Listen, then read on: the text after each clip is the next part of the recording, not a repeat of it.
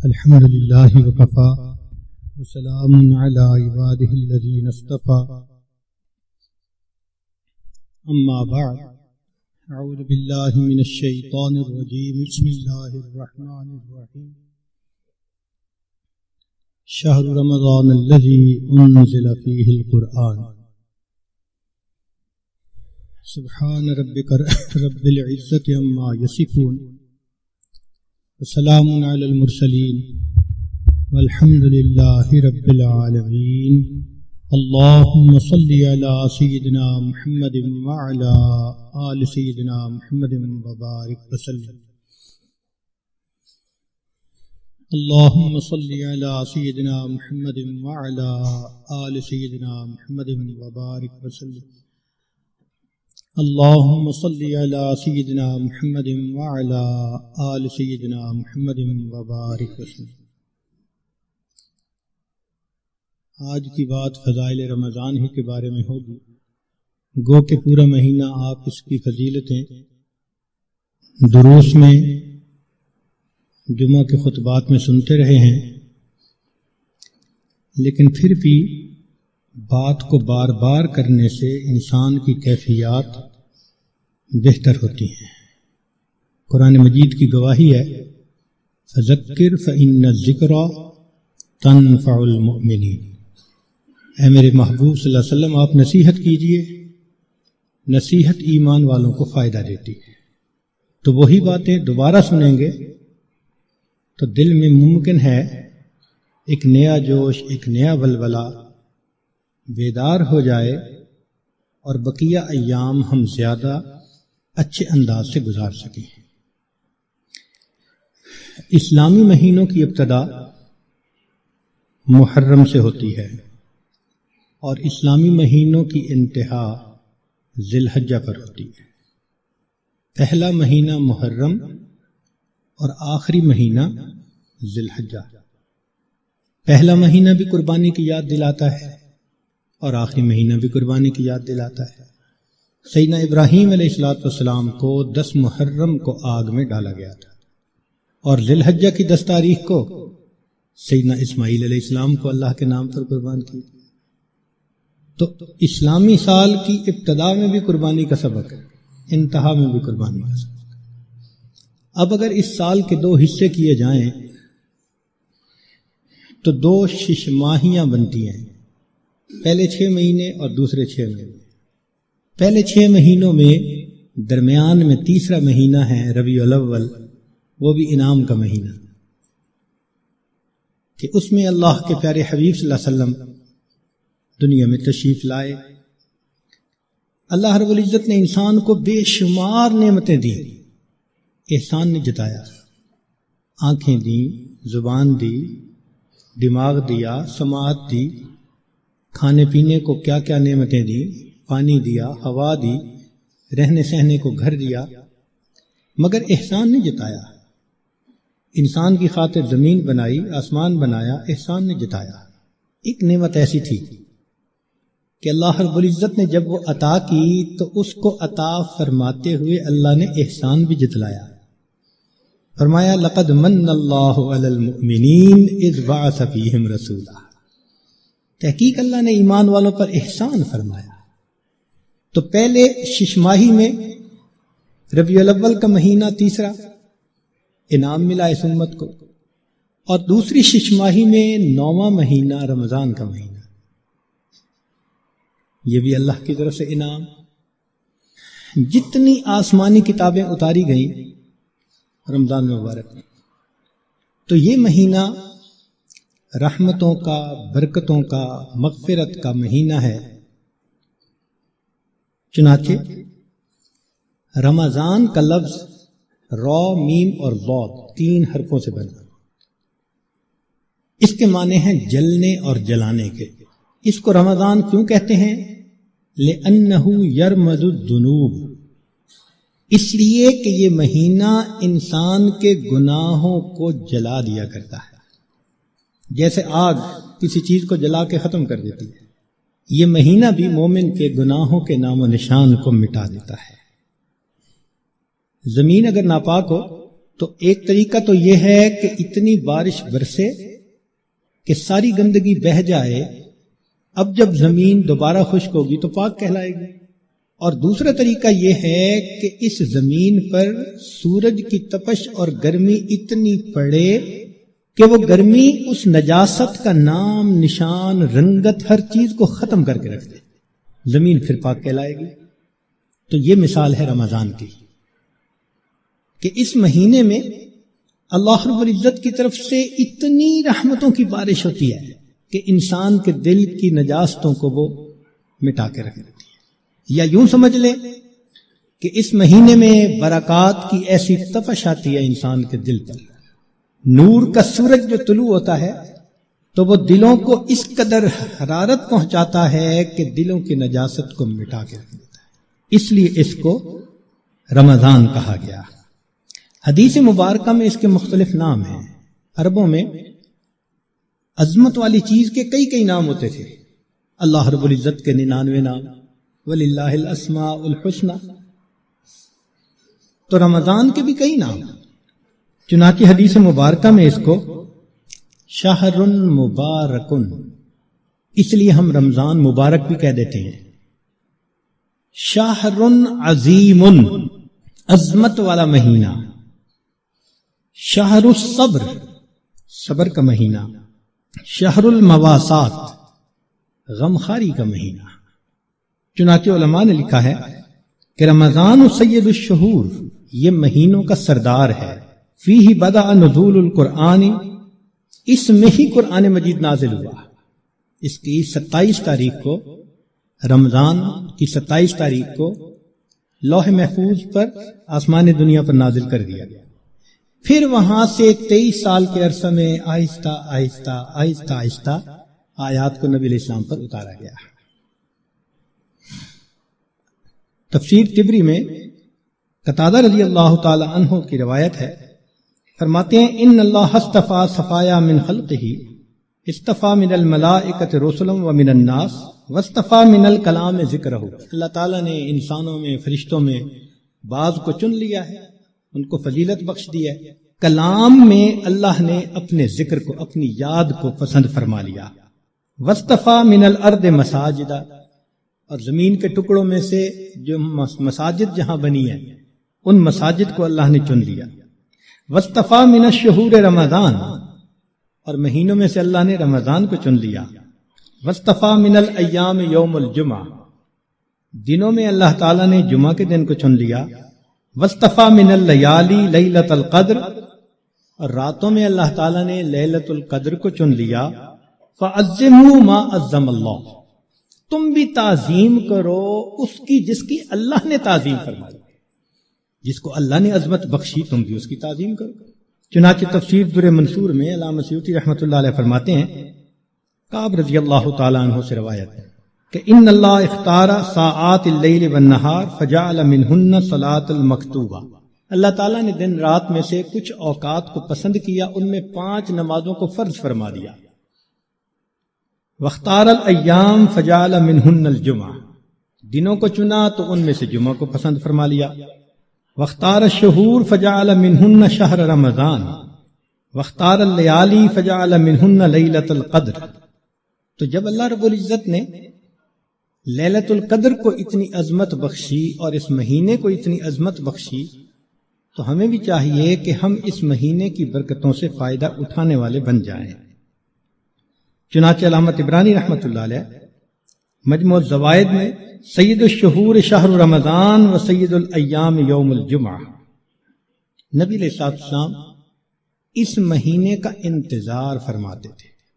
اس مہینے کی فضیلت کے لیے یہ کتنا عجیب پوائنٹ ہے کہ اللہ رب العزت کے پیارے حبیب صلی اللہ علیہ وسلم اس مہینے کا انتظار فرماتے، دعا فرماتے تھے، اللہم بارک لنا فی رجب و شعبان و بلغنا رمضان، اے اللہ ہمیں رجب اور شعبان میں برکت عطا فرما اور بخیریت ہمیں رمضان تک پہنچا۔ انسان وش کرتا ہے نا تو کسی بہت بڑی نعمت کے لیے وش کرتا ہے، اللہ کے حبیب صلی اللہ علیہ وسلم 2 مہینے پہلے سے دعا مانگتے تھے۔ جب بڑے کسی چیز کو بڑا کہیں تو واقعی بڑی ہوتی ہے، اللہ کے پیارے حبیب صلی اللہ علیہ وسلم نے اس مہینوں کو شہر عظیم کہا، بڑا مہینہ۔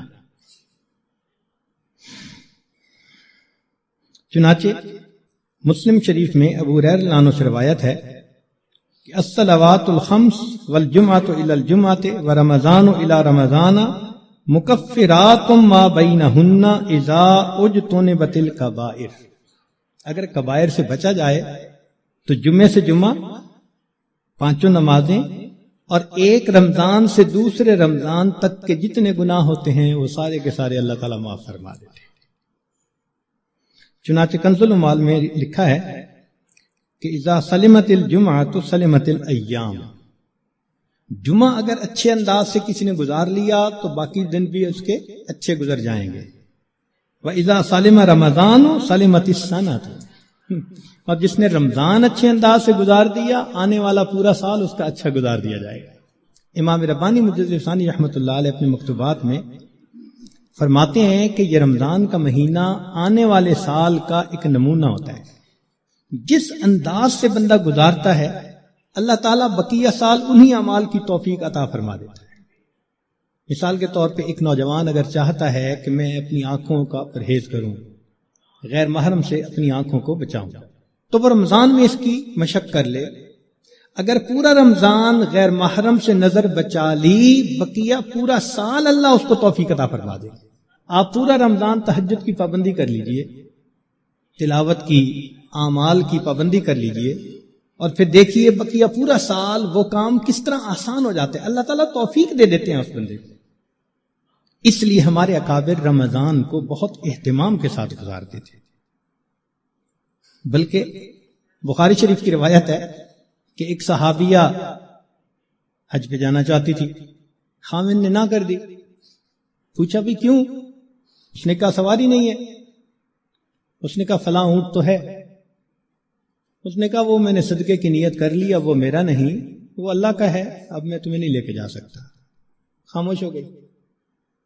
خاوند جب حج کر کے واپس آیا تو وہ عورت نبی علیہ السلام کی خدمت میں حاضر ہوئی۔ اے اللہ کے حبیب صلی اللہ علیہ وسلم، میرا بڑا جی چاہتا تھا میں حج کروں، مگر میرے خاوند نے کہا کہ سواری نہیں، اور میں نے صدقے کا اونٹ تھا بتایا تو اس نے کہا میں اس کو نہیں استعمال کر سکتا۔ تو نبی علیہ السلام نے پہلے تو خاوند کو سمجھایا کہ دیکھو یہ حج کا عمل بھی اللہ کے راستے میں جانے والا عمل تھا، تم اگر اس اونٹ پر اس کو یہ حج کروا دیتے تو اس میں کوئی حرج نہیں تھا، مگر ساتھ ہی یہ فرما دیا اس عورت کو کہ اچھا اب تم رمضان میں عمرہ کر لینا، اللہ تعالیٰ تمہیں میرے ساتھ حج کرنے کا ثواب عطا فرمائے گا۔ یہ بخاری شریف کی روایت ہے۔ تو رمضان مبارک کو اللہ رب العزت نے ایسی فضیلت عطا فرمائی۔ چنانچہ کنز العمال میں ہے کہ اذا کان اول لیلۃ من شہر رمضان صفدت الشیاطین ومردت الجن، کہ جب رمضان کی پہلی رات آتی ہے تو شیاطین، سرکش جن، ان کو قید کر دیا جاتا ہے، باندھ دیا جاتا ہے۔ خبردار، میرے پیارے حبیب صلی اللہ علیہ وسلم کے امتیوں کے روزوں کو تم خراب نہ کر سکو، تو شیاطین کو باندھ دیا جاتا ہے۔ وغلقت ابواب النار فلم یفتح منہا باب، جہنم کے سارے دروازے بند کر دیے جاتے ہیں، پورا رمضان بند رہتے ہیں۔ وفتحت ابواب الجنت فلم یغلق منہا باب، اور جنت کے سارے دروازے کھول دیے جاتے ہیں اور ان دروازوں کو پورا مہینہ بند نہیں کیا جاتا۔ سبحان اللہ۔ اللہ رب العزت اس مہینے میں جنت کی سیل لگاتے ہیں۔ وَيُنَادِي مُنَادٍ كُلَّ لَيْلَةٍ، اور ایک ندا دینے والا فرشتہ ہر رات یہ ندا دیتا ہے، یا باغی الخیر اقبل، اے نیکی کے متلاشی آگے بڑھ۔ ابتغاء سے ہے یہ لفظ، باغی الخیر۔ وَيَا بَاغِيَ الشَّرِّ اقصر، اے برائی کے تلاش کرنے والے تھم جا، رک جا۔ وَلِلَّهِ عُتَقَاءً مِّنَ النَّارِ وَذَلِكَ كُلَّ لَيْلَةٍ، ہر رات میں اللہ تعالیٰ جہنم سے جہنمیوں کو بری فرما دیتے ہیں۔ اب یہاں طالب علم کے ذہن میں ایک سوال پیدا ہوتا ہے کہ رمضان مبارک میں شیاطین تو قید ہو گئے، پھر کیوں برائیاں ہوتی ہیں، غفلتیں ہوتی ہیں؟ تو علماء نے اس کے کئی جواب دیے۔ ایک جواب تو انہوں نے دیا بھئی بڑے شیاطین تو قید ہو گئے، اب چھوٹے شتونگڑے بھی تو ہیں، اور ہم اتنے غافل کہ شتونگڑے ہی کام دکھا جاتے ہیں۔ دوسرا علماء نے یہ کہا کہ شیطان کی وجہ سے نفس کے اندر اتنی خباثت آ جاتی ہے کہ شیطان اگر باندھ بھی دیا جاتا ہے تو نفس اس کا کارندہ بنا رہتا ہے، وہ انسان کو گناہوں پر اکسائے رکھتا ہے۔ یا برے دوست ہوتے ہیں، یار بد، ان کی وجہ سے انسان رمضان میں بھی نیکی پر نہیں آتا۔ مگر اس کی خوبصورت مثال یہی ہے کہ جیسے لوہے کو بھٹی میں گرم کرے نا تو سرخ ہو جاتا ہے، پھر اس کے بعد اس کو بھٹی سے نکال لیں تو وہ 1 منٹ میں ٹھنڈا نہیں ہوتا، وہ گھنٹہ 2 گھنٹے گرم رہتا ہے۔ تو شیطان نے انسان کو گناہوں کی بھٹی میں اتنا گرما دیا ہوتا ہے کہ ان لوگوں کے لیے رمضان کا مہینہ آ بھی جاتا ہے تو وہ گرمی اسی طرح موجود رہتی ہے۔ نبی علیہ السلام نے ارشاد فرمایا، من وافق موتہ عند القضاء رمضان دخل الجنہ، جس بندے کو رمضان المبارک کے اندر موت آ گئی، اللہ تعالیٰ اس کو جنت کے اندر داخل فرما دیتے ہیں۔ سیدہ عائشہ صدیقہ رضی اللہ تعالیٰ عنہ فرماتی ہیں کہ کان رسول اللہ صلی اللہ علیہ وسلم یجتہد فی رمضان ما لا یجتہد فی غیرہ، مسلم شریف کی روایت کہ رمضان المبارک میں نبی علیہ السلام عبادات میں اتنی محنت فرماتے تھے، مشقت اٹھاتے تھے کہ رمضان کے علاوہ کسی اور مہینے میں اس قدر محنت نہیں فرماتے تھے۔ اس سے معلوم ہوا کہ خاص اہتمام فرماتے تھے اس مہینے۔ ایک اور روایت ہے بہقی کی، سیدہ صدیقہ عنہ فرماتی ہیں کہ کان رسول اللہ صلی اللہ علیہ وسلم اذا دخل رمضان، کہ جب رمضان کا مہینہ آتا تھا، شد میں ازارہ، نبی علیہ السلام اپنی تہبند کو کس کے باندھ لیتے تھے، ثم لم یأت فراشہ حتی ینسلخ، پھر پورا مہینہ گزرنے تک اپنے بستر پر واپس نہیں آیا کرتے تھے۔ اللہ اکبر کبیرہ، اس لیے کہ وہ رمضان کی برکات سے واقف تھے، جانتے تھے۔ بہقی کی شریف کی ایک اور روایت ہے، کان اذا دخل رمضان تغیر لونہ، کہ جب رمضان کا مہینہ آتا تھا نبی علیہ السلام کا چہرے کا رنگ بدل جاتا تھا۔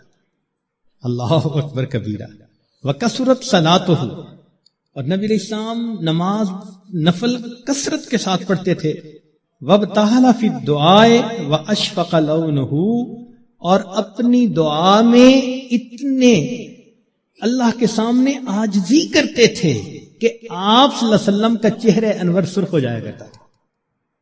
اللہ، چنانچہ ایک حدیث مبارکہ میں ہے، سلمان فارسی رضی اللہ عنہ اس کی روایت فرماتے ہیں کہ خطبنا رسول اللہ صلی اللہ علیہ وسلم فی آخر یوم من شعبان فقال، نبی علیہ السلام نے فرمایا، یا ایھا الناس قد اظلکم شہر عظیم مبارک، اے لوگو تمہارے اوپر ایک بڑا مہینہ برکت والا آ گیا ہے، شہر فیہ لیلۃ خیر من الف شہر، ایسا مہینہ کہ جس میں ایک رات ہے جو 1000 مہینوں کی عبادت سے بھی زیادہ افضل ہے۔ شہر جعل اللہ صیامہ فریضہ، ایک ایسا مہینہ جس کے روزے کو اللہ رب العزت نے فرض فرمایا، وقیام لیلہ تطوعا، اور رات کے قیام کو اللہ نے اپنے قرب کا ذریعہ بنایا۔ من تقرب فیہ بخصلۃ من الخیر کان کمن ادی فریضۃ فیما سوا، جس نے رمضان میں نفل عمل کیا ایسے اجر ملے گا جیسے رمضان کے علاوہ اس نے کسی فرض کے اوپر عمل کیا تھا۔ ومن ادی فریضۃ فیہ کمن کان کمن ادی 70 فریضۃ فیما سوا، جس نے ایک فرض پر عمل کیا اس کو 70 فرض جو غیر رمضان میں ہوتے ہیں اس کے برابر اجر عطا کیا جاتا ہے۔ یہاں سے معلوم ہوا کہ اللہ رب العزت رمضان مبارک میں انسان کے اعمال کا ریٹ 70 گنا بڑھا دیتے ہیں، ملٹیپلائی، سبحان اللہ۔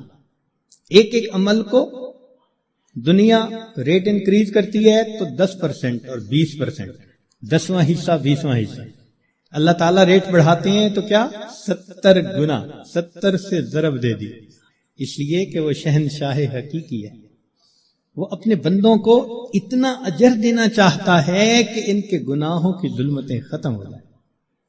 تو ایسے وقت میں ہمیں بھی چاہیے کہ ہم اپنے اعمال اللہ رب العزت کے حضور پیش کریں۔ چنانچہ نبی علیہ السلام نے ارشاد فرمایا، هو شہر الصبر والصبر ثوابہ الجنہ، یہ صبر کا مہینہ ہے اور صبر کا بدلہ جنت ہے. وشہر المواسات، غمخاری کا مہینہ. سبحان اللہ. چنانچہ اسی حدیث میں آگے نبی الاسلام نے ارشاد فرمایا کہ اولہ رحمت، اس مہینے کے پہلے 10 دن رحمت، وَأَوْسَطُهُ مَغْفِرَةٌ، درمیان کے 10 دن مغفرت کے، وَآخِرُهُ عِتْقٌ مِّنَ النَّارِ، اور آخری 10 دن آگ سے آزادی کے. وہ کیسے؟ علماء نے اس کی بہترین تفسیر یوں کی کہ کچھ وہ لوگ ہوتے ہیں کہ جو پہلے سے ہی نیکوکاری کی زندگی گزارنے والے ہوتے ہیں، گناہوں سے بچتے ہیں، تقوی طہارت کی زندگی گزارتے ہیں، تو ان کے لیے تو رمضان رحمت کی خوشخبری بن کے آتا ہے، تو پہلے 10 دن میں ہی ان کے درجے بلند ہو جاتے ہیں. اور کچھ ایسے بھی ہوتے ہیں کبھی نیکی کر لی کبھی خطا کر بیٹھے. تو ایسے لوگ جب رمضان کے پہلے 10 دن گزار لیتے ہیں تو اس میں ان کے جو گناہوں کی ظلمت ہوتی ہے اس کو اللہ تعالیٰ ختم کر دیتے ہیں. چنانچہ اوسطہ مغفرتن، ان کے لیے درمیانی 10 دن مغفرت کا پیغام بن جاتے ہیں. اور کچھ بہت زیادہ غفلت میں رہنے والے، اگر 10 دن سے ان کا کام نہیں بنا تو 20 دن سے ان کا کام بن جاتا ہے. چنانچہ جب 20 دن کی برکتیں ان کے دل کو دھو دیتی ہیں تو آخرہ عتق من النار، آخری اشرہ ان کے لیے بھی آگ سے آزادی کا اشرہ بن جاتا ہے.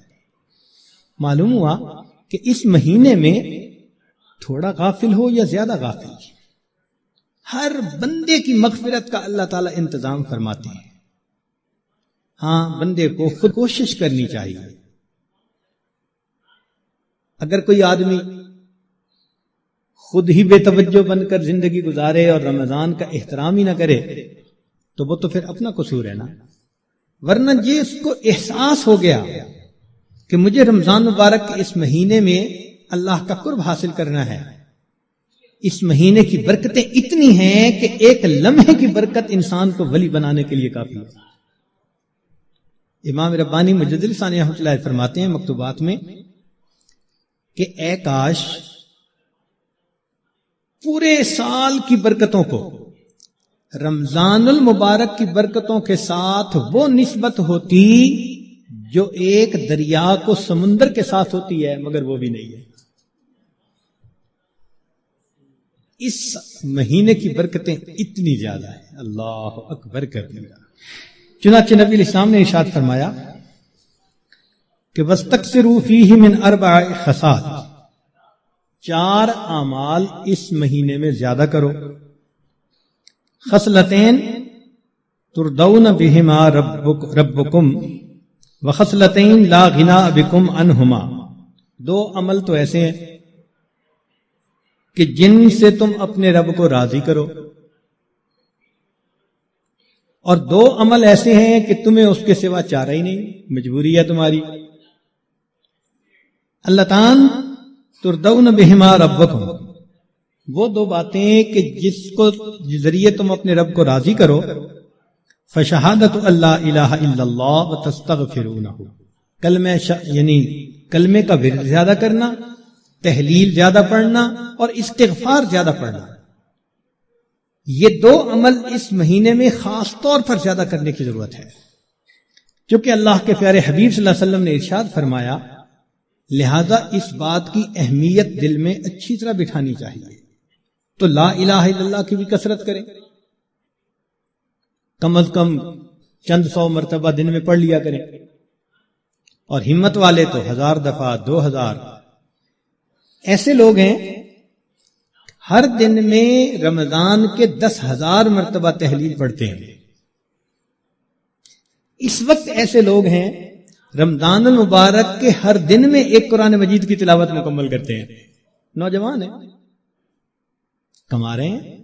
وقت تو ایک جیسا ہے، ہمارا بھی اور ان کا بھی، لیکن انہوں نے یہ محسوس کر لیا کہ اس وقت میں ہم نے اللہ کو راضی کر کے ہٹنا ہے. ان کے لیے یہ سارے کام آسان. تو ہم چلو چند 100 دفعہ یا 1000 دفعہ ہی لا الہ الا اللہ کا ورد کر لیا کریں، اور اگر چلتے پھرتے عادت ڈال لیں تو سبحان اللہ کئی 1000 مرتبہ کرنا بھی آسان ہے.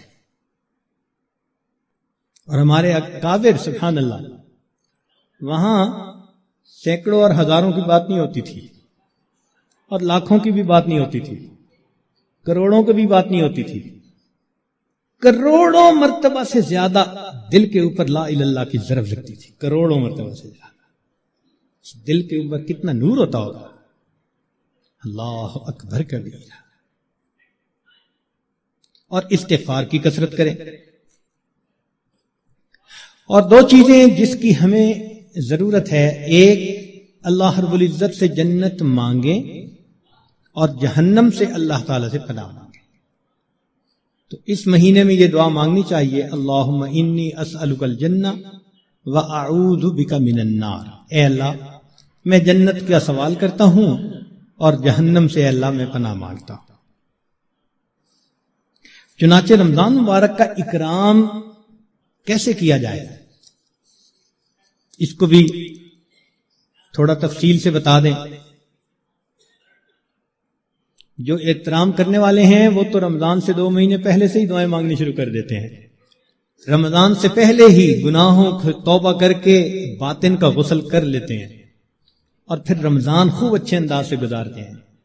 لیکن اب آخری عشرہ رہ گیا، اس آخری عشرے میں ہم گناہوں سے اس طرح بچیں جیسے احرام کی حالت میں حاجی محرم گناہوں سے بچا کرتا ہے۔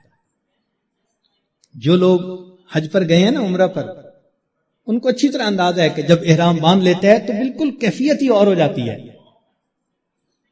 پھر جنایات سے بہت بچنے کی کوشش ہوتی ہے، ہر وقت یہ احساس رہتا ہے میں محرم ہوں، احرام باندھا ہوا ہے، بالکل رمضان گزارتے ہوئے وہی کیفیت ہو، انا صائم، میں روزہ دار ہوں، رمضان کا مہینہ ہے، مجھے اس میں کوئی گناہ نہیں کرنا۔ چلتے پھرتے لا الہ الا اللہ کا ورد رکھیں، اور کبھی کبھی پورا کلمہ بھی پڑھیں، لا الہ الا اللہ محمد الرسول اللہ۔ جتنا ممکن ہو سکے قرآن مجید کی تلاوت کریں، حتیٰ کہ 2-3 منٹ بھی اگر خالی ہیں تو اس کو خالی نہ گزرنے دیں، قرآن پاک دیکھ کر پڑھ لیں، اور اگر قرآن پاک پاس نہیں یا وضو نہیں تو جو صورتیں یاد ہیں کم از کم وہی پڑھ لیں۔ حسب استطاعت رمضان مبارک میں صدقہ و خیرات زیادہ کریں۔ سیدہ عائشہ صدیقہ رضی اللہ عنہا فرماتی ہیں کہ نبی علیہ الصلوۃ والسلام رمضان مبارک میں اپنے دونوں ہاتھ صدقے کے لیے کھول دیا کرتے تھے، جیسے تیز ہوا چلتی ہے اس طرح نبی علیہ الصلوۃ والسلام صدقہ، پانی اللہ کے راہ پانی کی طرح پیسہ بہا دیتے تھے۔ تو صدقہ و خیرات زیادہ کرنا، وعد و نصیحت کی محفل میں روز بیٹھیں، کہیں فجر کے بعد ہوتی ہے، کہیں تراویح کے بعد ہوتی ہے، اور آخری عشرے کا سنت اعتکاف اگر نصیب ہو تو سبحان اللہ۔ معتکف کی حالت ایسی ہی ہوتی ہے کہ جیسے کسی کو منانے کے لیے اس کے دروازے کی چوکھٹ کو پکڑ کے بیٹھ جائے، اگر تو در نہ کھولے گا تو میں بھی در نہ چھوڑوں گا۔ بس نیت کر لے کہ اے رب کریم آپ کو مجھے منا کے اٹھنا ہے۔ واقعی دیکھا ہم نے، محبت میں ایسے ہوتا ہے، اگر کبھی کوئی محبوب ناراض ہو لوگ قدموں میں بیٹھ جاتے ہیں، بیٹے سے باپ خفا ہو آپ کے قدموں میں بیٹھ جاتے ہیں، ابو جب تک آپ راضی نہیں ہوں گے میں قدموں میں سے نہیں اٹھوں گا۔ سبحان اللہ، یہی مومن کا حال ہونا چاہیے۔ اے کریم تیرے در پر آ کر بیٹھ گئے ہیں،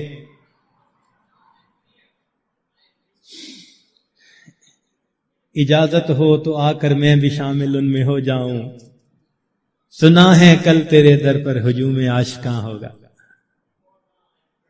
عشق محبت والے 10 دن فارغ کرتے ہیں اللہ کے سامنے، دن رات عبادت میں گزارنے کی کوشش کرتے ہیں، اور دعاؤں میں پھر انسان خوب عاجزی اور زاری کرے۔ اس طرح رمضان مبارک کی قدردانی کیجیے۔ رمضان مبارک کی بے قدری کی بھی کچھ صورتیں ہیں۔ مثال کے طور پہ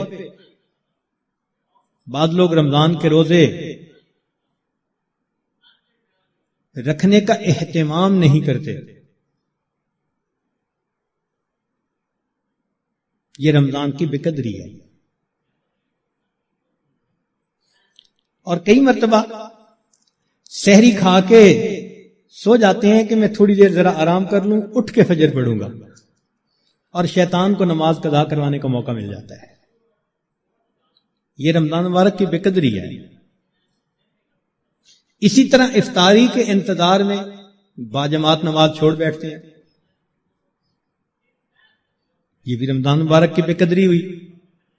بعض لوگ رمضان المبارک میں خبروں کے نام پر ٹی وی دیکھتے ہیں، غیر محرم عورتوں پر نظر پڑتی ہے، بازار سے گزرتے ہوئے اپنی نگاہ کا احتیاط نہیں کرتے، یہ بھی رمضان مبارک کی بے قدری ہوئی۔ اخبار بینی کے شوق میں تصاویر بھی دیکھتے ہیں، یا بعض لوگوں کو دیکھا کہ بھوک سے بچنے کے لیے یا پیاس کے احساس سے بچنے کے لیے ڈائجسٹ پڑھنا شروع کر دیتے ہیں، ناول، افسانے، کہ وقت گزر جائے۔ تو وقت گزاری کے لیے ڈائجسٹ جیسی کتابیں اور اس طرح کی کتابوں کا پڑھنا، یہ بھی رمضان مبارک کی بے قدری ہے۔ اس سے تو بہتر تھا کہ آپ قرآن مجید کی تلاوت کر لیتے۔ اور بعض مرتبہ عورتیں گھر کے کام کاج میں لگی ہوتی ہیں تو وہ وقت گزاری کے لیے موسیقی والی قوالی لگا دیتی ہیں، اور ایسی آج کل قوالیاں بن بھی خوب رہی ہیں گانوں کی طرز پر۔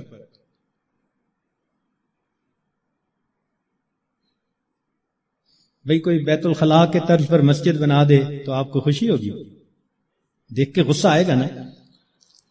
تو اگر کوئی نعت بنانی تھی تو ضروری ہے کہ گانے کی طرز پر بنانی ہوتی ہے؟ خدا کے بندو، تو اس قسم کی قوالیاں جن میں ساز ہو، موسیقی ہو، وہ حرام ہوتی ہیں۔ نبی علیہ السلام نے ارشاد فرمایا، میں آلات موسیقی کو توڑنے کے لیے مبعوث ہوا ہوں، اس لیے اس سے 100% پرہیز کرنا چاہیے۔ بعض نوجوان وقت گزارنے کے لیے انٹرنیٹ پہ بیٹھ جاتے ہیں، اور جو دنیا بلا کا گند ہے وہ انٹرنیٹ کے اندر موجود ہوتا ہے، یہ بھی رمضان مبارک کی بے قدری ہوئی۔ اور بعض اپنے دوستوں سے میسیجز کا سلسلہ شروع کر دیتے ہیں، یہ بھی رمضان مبارک کی بے قدری۔ اور اس سے بڑھ کر اور گناہ یہ کہ سیل فون کے اوپر غیر محرم سے باتیں کرتے ہیں یا اس کو میسج بھیجتے ہیں، یہ بھی رمضان کی بے قدری ہے۔ اور یہ بھی رمضان کی بے قدری ہے کہ انسان غیر محرم کو کہے کہ میں اب رمضان میں میسج نہیں بھیجوں گا، اس کے بعد بھیجوں گا، تو اس کا مطلب یہ ہوا کہ اس نے اللہ کے حکم کی تعظیم نہیں کی۔ تو رمضان میں ان گناہوں کو کاملاً چھوڑنا ہے، یہ نہیں کہ صرف رمضان کے لیے چھوڑنا ہے۔ بعض لوگ حالات حاضرہ کے نام پر ایک دوسرے بندے کی غیبتیں شروع کر دیتے ہیں۔ بعض لوگ رمضان میں یہ کہنے میں بڑا خوش محسوس کرتے ہیں، آج روزہ بڑا لگ رہا ہے۔ بھائی صبر کیجئے، صبر کا مہینہ ہے، اور روزہ لگا بھی تو کتنے گھنٹے کی بات ہے، چند گھنٹے کی بات ہے، مگر وہ اس کو ایک ٹاپک بنا لیتے ہیں۔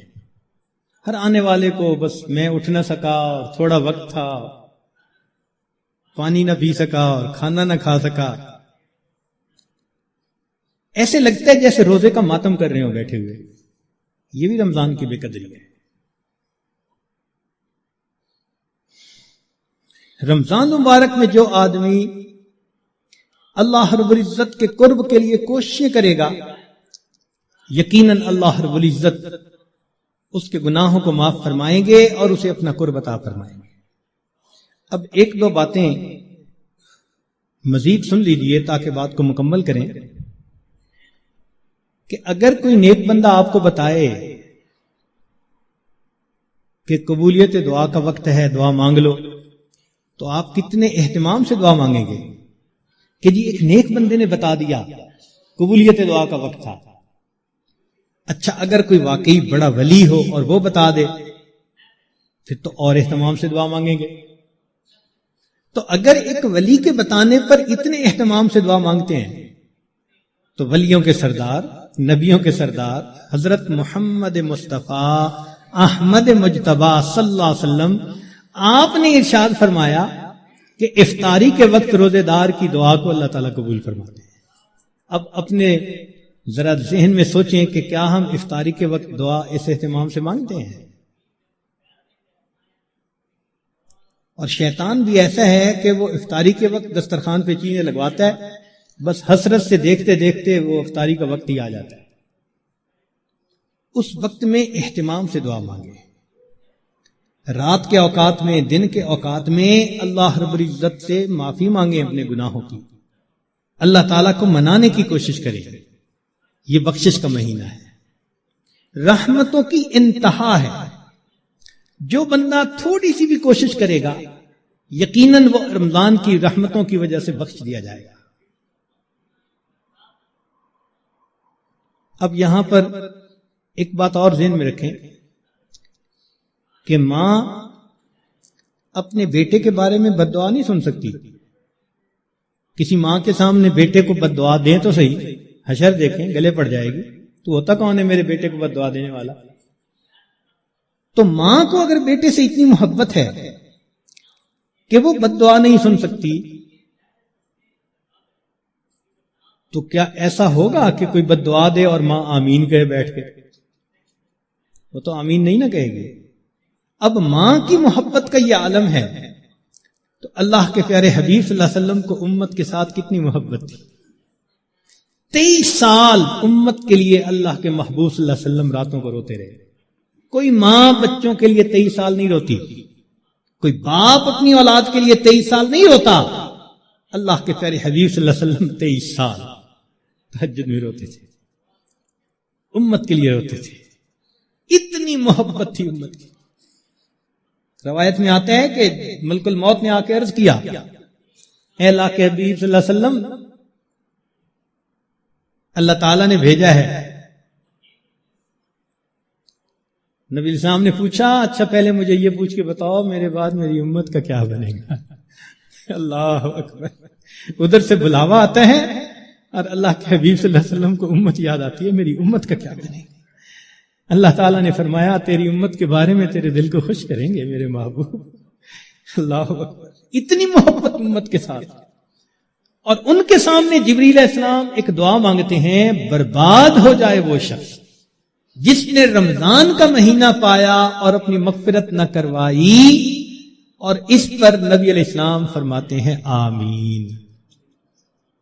اب آپ سوچیں کہ رمضان المبارک میں مغفرت کا کروانا کتنا اہم ہے۔ اول تو ایک فرشتے کی بد دعا کافی تھی، پھر اس کے اوپر نبی علیہ السلام کی آمین، اس نے کتنا موقت کر دیا اس بد دعا کو۔ اللہ اکبر۔ اس لیے رمضان گزرے گا تو یا ہمارے لیے عید ہوگی یا پھر ہمارے لیے وعید ہوگی۔ جن کی بخشش ہو گئی ان کے لیے تو عید ہوگی، خوشی کا دن، اور جن کی بخشش نہ ہوئی پھر ان کے لیے وعید ہوگی۔ اس لیے رمضان کے ان باقی ایام کو بہت ہی زیادہ اہتمام کے ساتھ اللہ تعالیٰ سے مانگ کے گزاریں، رو دھو کے گزاریں۔ جب دل میں فکر ہوتی ہے نا، پھر مانگنے کا طریقہ خود بخود آ جاتا ہے۔ جب بیٹا بیمار ہو نا ہاسپٹل میں، تو اس کی ماں کو دعا کا ادب کوئی نہیں سکھاتا، ماں کو دعا مانگنا خود آتا ہے۔ وہ جس انداز سے رو رہی ہوتی ہے، وہ جس طرح اللہ کے سامنے گڑ گڑا رہی ہوتی ہے، اللہ میرا بیٹا ICU میں داخل ہو چکا، ٹپ ٹپ آنسو گر رہے ہوتے ہیں۔ دعا کے آداب کون اسے سکھاتا ہے؟ محبت ہوتی ہے، دل کو فکر لگی ہوتی ہے۔ اسی طرح جب دل کو فکر لگ جاتی ہے نا کہ وقت تو گزر رہا ہے، میں نے کیا کیا اس میں، تو پھر انسان کو اللہ رب العزت سے مانگنا بھی آ جاتا ہے۔ کہتے ہیں کہ ایک اعرابی تھا، تو رمضان مبارک میں عجیب اس نے دعا مانگی، کہنے لگا اللہم انک امرت بعتق العبید ونحن عبیدک، اے اللہ آپ نے غلاموں کو آزاد کرنے کا حکم دیا ہے اس حدیث میں بھی نبی الاسلام نے فرمایا کہ جو غلام آزاد کرے اس کو یہ اجر ملے گا. تو دیکھیے ایک دیہاتی شخص ہے, کیا دعا مانگ رہے ہیں, اللہم انک امرت بعتق العبید ونحن عبیدک فاعتقنا من النار فی شہر رمضان. اے اللہ اس رمضان کے مہینے میں جہنم کی آگ سے ہمیں آزاد فرما دیجیے. اللہ اکبر کبیرہ. اور واقعی بات ایسی ہے, اس لیے کسی نے کیا عجیب بات کہی, ان الملوک اذا شابت عبیدہم. بادشاہ لوگ جو ہوتے ہیں نا, جب ان کی خدمت کرتے کرتے ان کا غلام بوڑھا ہو جاتا ہے نا, وہ پھر اس کو آزاد کر دیتے ہیں, آزاد بندوں کی طرح آزاد بنا دیتے ہیں. عمر گزار دی اس نے خدمت کرتے کرتے. بادشاہ بڑھاپے میں اس کو غلام نہیں رکھتے, یہ دستور ہوتا ہے بادشاہوں کا. ان الملوک اذا شابت عبیدہم فی رقہم اعتقوہم عتق احراری. بڑھاپا جب ہو جاتا ہے, وہ کہتے ہیں کہ اس نے تو عمر گزار دی خدمت کرتے کرتے, اب اس کو غلامی سے آزاد کر کے آزاد بندوں جیسی زندگی. وَأَنْتَ يَا سَيِّدِي أَوْلَى بِذَاكَ رَمَا.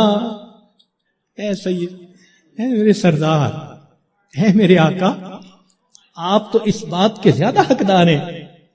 ہم نے بھی تو کلمہ پڑھتے پڑھتے بال سفید کر لیے نا, دل سفید نہ کر سکے, بال تو سفید کر بیٹھے. کلمہ پڑھتے پڑھتے بوڑھے تو ہو ہی گئے. اے کریم, تو مہربانی فرما, رمضان کے اس مہینے میں اللہ ہمیں جہنم کی آگ سے آزاد فرما. ہمارے پاس کوئی عمل اور نہیں جو اللہ کے حضور پیش کر سکے. عبداللہ ابن مبارک رحمۃ اللہ علیہ کی بات یاد آتی ہے کہ موت کے وقت اپنے رخسار کو زمین پر رگڑنے لگ گئے اور دعا مانگنے لگے, اللہ عبداللہ کے بڑھاپے پر رحم فرما. یہ نہیں کہا کہ میں محدث ہوں, یہ نہیں کہا میں نے ہزاروں کو حدیث کا علم پڑھایا, یہ نہیں کہا اتنے لوگوں کو ہدایت ملی. کوئی عمل اپنا اللہ کے حضور پیش نہیں کیا. وہ جانتے تھے اللہ کی عظمت کو, وہ پہچانتے تھے. صرف ایک بات کہی, اے اللہ عبداللہ کے بڑھاپے پر رحم فرما. تو اگر بادشاہ اپنے بوڑھے غلاموں کو آزاد کر دیتے ہیں, میرے مولا ہم تو آپ کے نسلی غلام ہیں. ہمارے والد بھی آپ کے در سے مانگ کے کھاتے تھے, ہماری والدہ بھی آپ کے در سے مانگتی تھی. اللہم انی عبدک وابن عبدک وابن امتک. کیا مانا اس کا؟ یہی تو ہے, میرا باپ بھی منگتا تھا آپ کے در کا, میری ماں بھی منگتی تھی, میں بھی منگتی.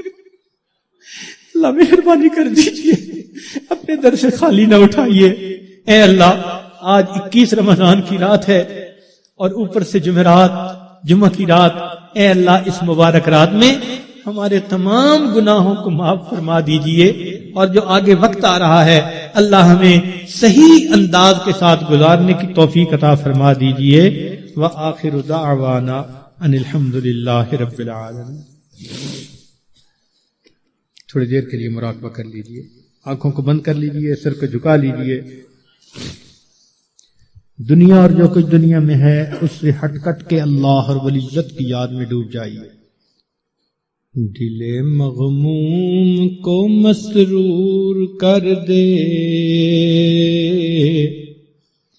دل بے نور کو پر نور کر دے.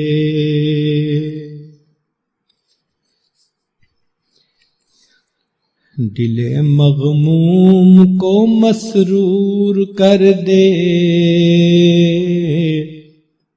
دل بے نور کو پر نور کر دے.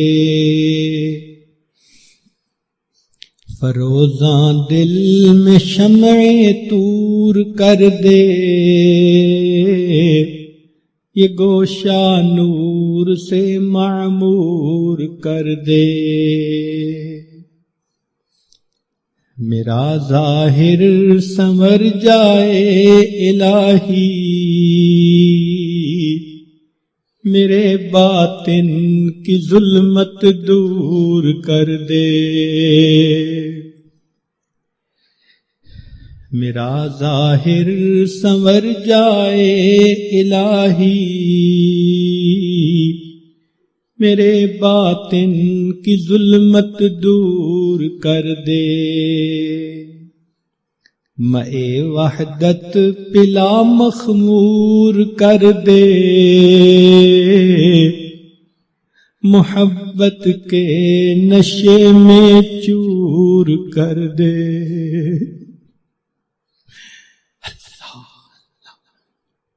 لا الہ الا اللہ محمد رسول۔ دعا کر لیجئے۔ سبحان ربی العلی الوہاب، اللہم صلی علی سیدنا محمد وعلی آل سیدنا محمد وبارک وسلم۔ اے مالک، ہم آپ کے عاجز مسکین بندے ہیں، ہمارے گناہوں کو معاف فرما، خطاؤں سے درگزر فرما، عیبوں کی پردہ پوشی فرما۔ اے کریم آقا، بابرکت مہینہ رمضان مبارک کا آ چکا ہے، اللہ اس کی رحمتیں عطا فرما دیجئے، برکتیں عطا فرما دیجئے۔ میرے مولا، بارش تو ہو رہی ہے، ہمارے ہی دل ایسے ہیں جو اس کے اثرات کو قبول نہیں کر پا رہے۔ اے اللہ، ان دلوں سے ظلمت کے پردے ہٹا دیجئے، ان دلوں کو اللہ صحیح معنوں میں زندہ فرما دیجئے۔ اے اللہ، سینوں میں دل کی جگہ سل لیے پھرتے ہیں، اس سل کو اللہ آج دل بنا دیجئے۔ اے کریم، رحمت کا معاملہ فرما دیجئے۔ میرے مولا، ہماری آنکھوں کو پاک کر دیجئے، دلوں کو صاف کر دیجئے۔ اے اللہ، رمضان مبارک کی قدردانی کی توفیق عطا فرما دیجئے۔ اے اللہ، آپ کے بندے دور قریب سے چل کر، اپنے گھروں کو چھوڑ کر، بیوی بچوں کو چھوڑ کر آپ کے در پر آ کے حاضر ہو گئے ہیں۔ میرے مولا، میں کہاں کہاں نہ پہنچا تیری دید کی طلب میں۔ اے اللہ، تیری دید کی طلب میں، تیری محبت کی تلاش میں، اے اللہ، تیرا قرب حاصل کرنے کے لیے، آپ کو منانے کے لیے۔ اے اللہ، یہ سب حضرات یہاں آ گئے ہیں، اے اللہ آنا قبول کر لیجئے۔ میرے مولا، آنا قبول کر لیجئے۔ اے اللہ، رحمت فرما دیجئے۔ میرے مولا، مہربانی فرما دیجئے، اٹھے ہاتھوں کی لاج رکھ لیجئے۔ اے اللہ، دنیا کے لوگ بھی آنے والے کا لحاظ کر لیتے ہیں، اے اللہ آپ بھی اپنے گھر میں آنے والے کا لحاظ فرما لیجئے، مہربانی فرمائیے۔ آج کی رات میں ہماری مغفرت فرما دیجئے، نیک اعمال کی توفیقیں عطا فرما دیجئے۔ اے اللہ، ہمیں تقوی و طہارت کی زندگی عطا فرمائیے۔ اے اللہ، گناہوں کی ذلت سے محفوظ فرما، ہمیں طاعات کی عزت نصیب فرما، آنے والے وقت کو گزرے وقت سے بہتر فرما، آنے والی زندگی کو گزری ہوئی زندگی کا کفارہ بنا۔ اللہم انا نسألک الجنہ ونعوذ بک من النار۔ صلی اللہ تعالی علی حبیبہ سیدنا محمد وآلہ واصحابہ اجمعین برحمتک یا ارحم الراحمین۔